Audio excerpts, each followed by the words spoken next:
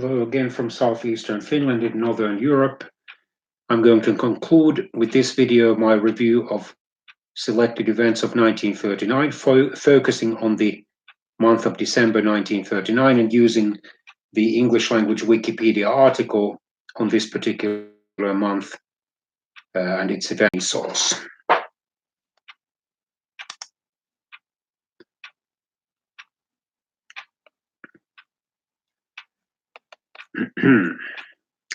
On Friday, December the 1st, 1939, Mr. Risto Ryti was a member of the Liberal National Progressive Party, had been its presidential candidate in 1925, had served as the Finnish finance minister from, I think, 1921 to 1924, if I remember correctly, and had also served as the governor of the Bank of Finland since 1924, became the new Finnish prime minister, and most of the parliament's several parties joined this national unity government. He replaced a fellow progressive politician, Professor Aimo Kajander, as the Finnish prime minister. The Soviet Union created the Finnish Democratic Republic, a puppet state operating in Finland's Soviet-occupied parts. Because of its temporary base in the town of Terijoki, which the Soviets occupied quickly after the Winter War had started, it also has been called the Terijoki government. A Finnish expatriate communist who had fled to Soviet Russia after the Finnish Civil War in 1918, Mr. Otto Ville Kuusinen became the government's titular prime minister. A recruitment office for volunteers to fight for the Finns opened in Stockholm, Sweden. On Saturday, December the 2nd, 1939, the Roosevelt administration imposed a moral embargo on the Soviet Union and urged American companies not to sell the Soviets airplanes or components in their manufacture.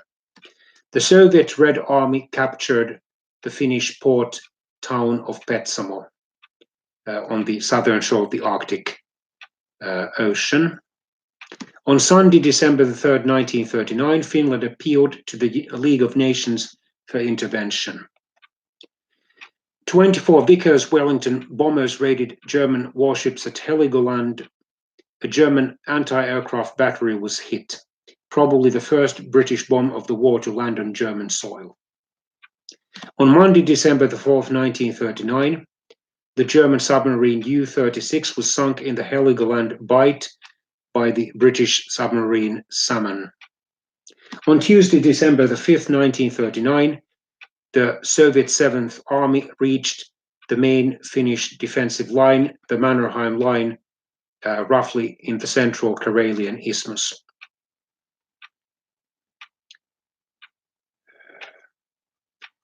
Mr. Fritz Julius Kuhn was sentenced to between 2.5 and 5 years in prison for larceny and forgery. On December the 6th, 1939, which was Wednesday, the Battle of Taipale began on the Karelian Isthmus. On Thursday, December the 7th, 1939, the battles of Kollaa in the Ladoga Karelia region and Suomussalmi in the Kainuu region began on the Soviet-Finnish front. SS Untersturmführer Herbert Lange began overseeing the euthanization of mentally disabled patients at the Dziekanka Psychiatric Hospital in Gniezno in the German-occupied Poland. Between this day and January the 12th, 1940, a total of 1,043 patients were loaded into a van and gassed with carbon monoxide. On Friday, December the 8th, 1939, the Roosevelt administration sent Britain a diplomatic note protesting the British policy of seizing German goods on neutral ships.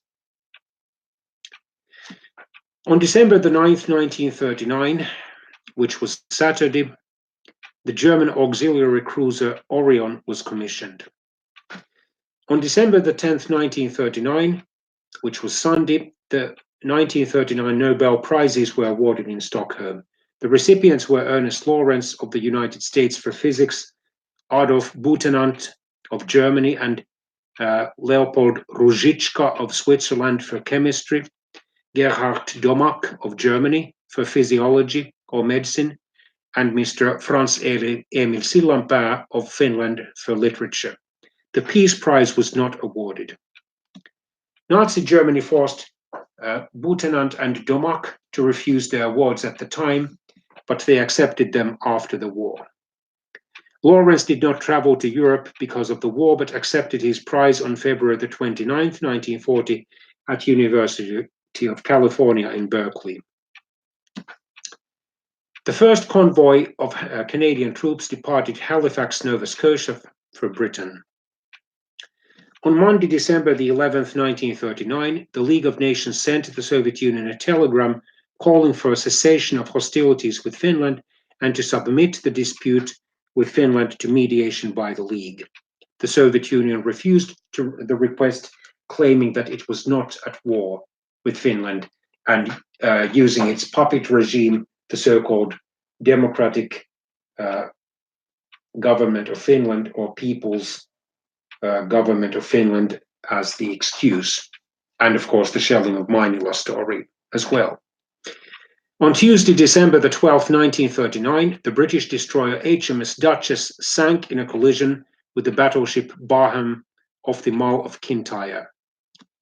In the Ladoga-Karelian region of eastern Finland, the Battle of Tolvajärvi was fought, resulting in Finnish victory.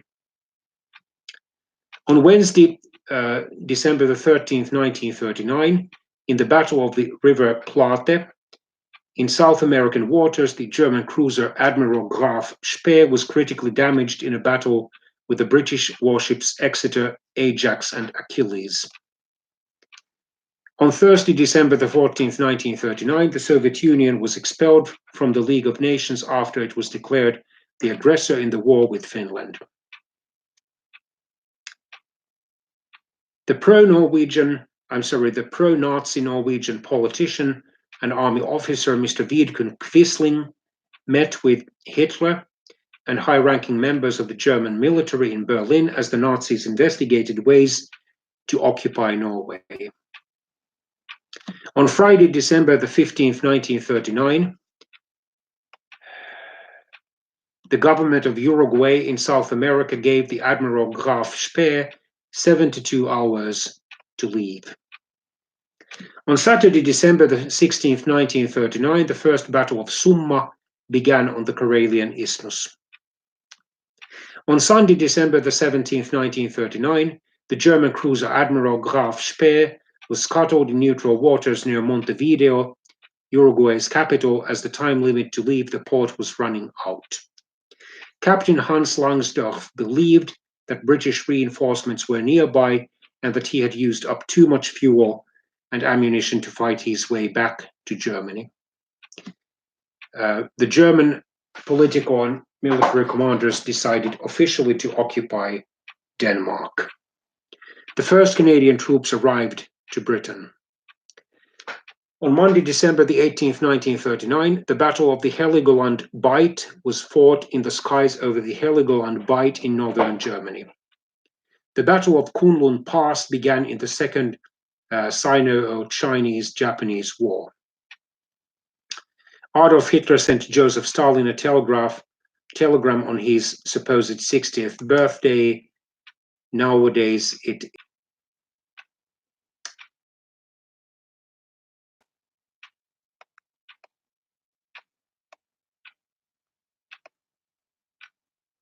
on December the 18th, 1878.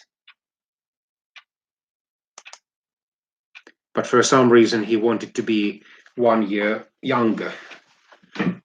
Or then perhaps he was himself confused, I do not know. Wishing him a good health and a happy future for the peoples of the friendly Soviet Union. On Tuesday, December the 19th, 1939, the British-French Supreme War Council met for the fourth time and decided to send help to Finland if requested, against the wishes of Finland's neutral Scandinavian or Nordic neighbors, Norway and Sweden.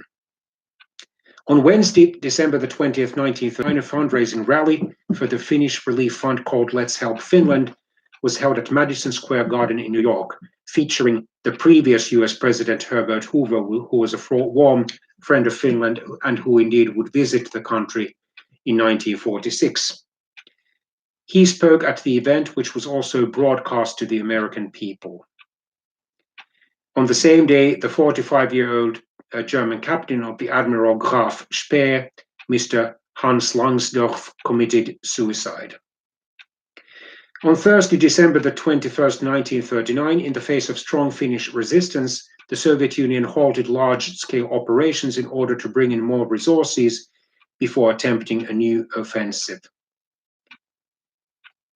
On Friday, December the 22nd, 1939, the First Battle of Summa ended in Finnish victory. Many Indian Muslims celebrated a day of deliverance, celebrating the resignation of members of the Indian National Congress from government offices in protest over not being consulted over India's decision to enter the war.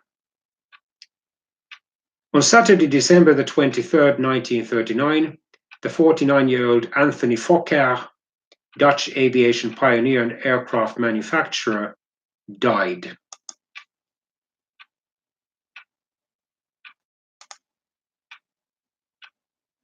And aircraft named after him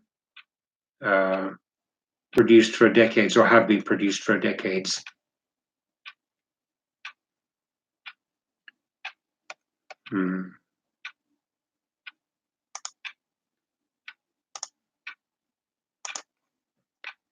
Mr. Fokker moved to the United States around 1926 or 1927, establishing the North American branch of his company, the Atlantic Aircraft Corporation. He died from pneumococcal meningitis after a 3-week-long illness.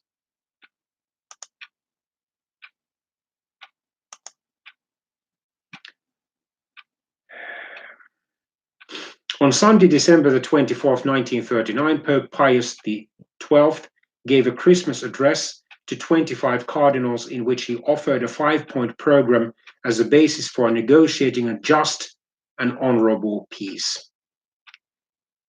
On Monday, December the 25th, 1939, Christmas Day, and also the Battle of Kelja began between the Soviet Union and Finland.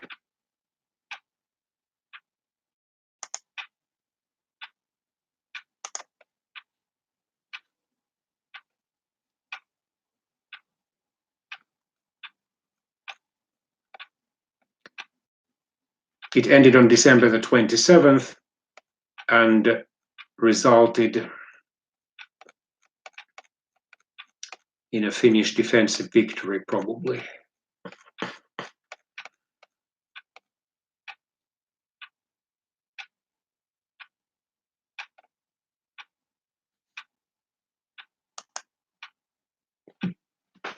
Yes.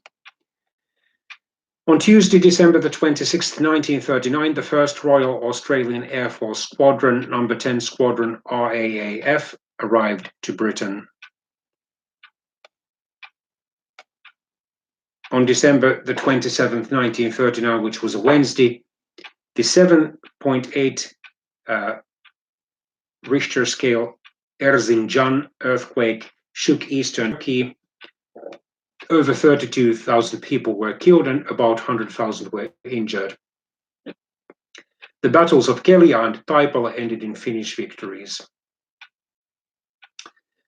On Thursday, December the 28th, 1939, the German submarine U-30 spotted the British battleship HMS Barnum west out of the Butt of Lewis in the Outer Hebrides and hit it with a torpedo, killing 4 crew members. However, Barham was able to sail to Liverpool, where it underwent 6 months of repairs. The British Minister of Food, W.S. Morrison, announced that starting on January the 8th, 1940, rationing would be expanded to include butter, bacon, ham, and sugar. On Friday, December the 29th, 1939, the consolidated B-24 Liberator had its first flight, and the historical drama film The Hunchback of Notre Dame was released. On Saturday, December the 30th, 1939, a passenger train and a troop train collided in Naples, Italy, killing about 40. An article written by Marshal Hermann Göring appeared in the Völkischer Beobachter, one of the major Nazi German newspapers, warning that as soon as Hitler ordered the Luftwaffe or the German Air Force to attack Britain, it would make an assault such as world history never had experienced. Sounds a bit like President Trump's rhetoric about fire and fury being the United States' response to North Korea's attempt to fly missiles into the United States. And this was back in August 2017, if I remember correctly. On Sunday, December the 31st, 1939, New Year's Eve observances in Britain, France, and Germany were very subdued due to blackout and noise restrictions. Most celebrations were held at private homes with the windows shuttered. The notorious German propaganda minister, Mr. Joseph Goebbels, made a radio address reviewing the official Nazi version of the events of 1939.